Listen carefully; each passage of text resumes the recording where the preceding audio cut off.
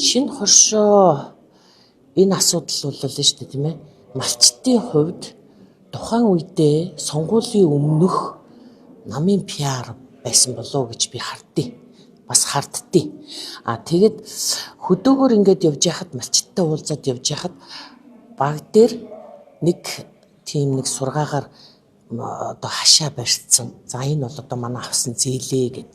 Тийм ээ. Тэгээд малын хашаа сарвч. За шүү одоо ингээд хүүхдүүдийн сургалтын төлбөрт ч өгсөн байх шиг тийм ээ.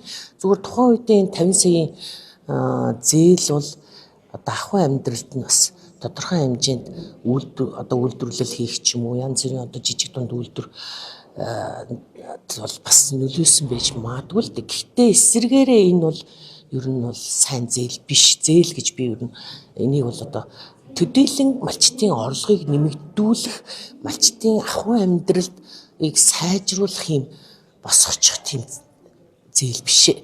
Тэгэхээр одоо энэ зээлийг дагсан асуудал бүр нийгэмд аюух явж байна л да. Малчид одоо яах юм? Зээлээ эргэж төлж чадахгүй болж байна. Нөгөө хүүнд нь одоо унж байна. Банкны барьцаанд хамаг одоо хашаа сарвч юу гэдгийг бэлчээр, малын бэлчээрээ хүртэл одоо сүүлдээ бараг амьдрах нөгөө гэргүй болох тийм асуудал бол хөдөөгөр айгүй түгээмэл байл.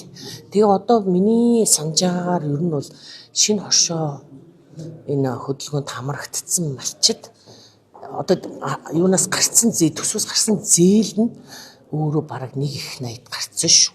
500-500-аар л 2% гарцсан. Тэгэхээр энэ бол ер нь төдийлөн малчтын амьдралыг сайжруулчих, малчтад одоо тусалж тийм хэмжээний чанартай тийм сайн зээл болж гараагүй л гэж бодож байгаа.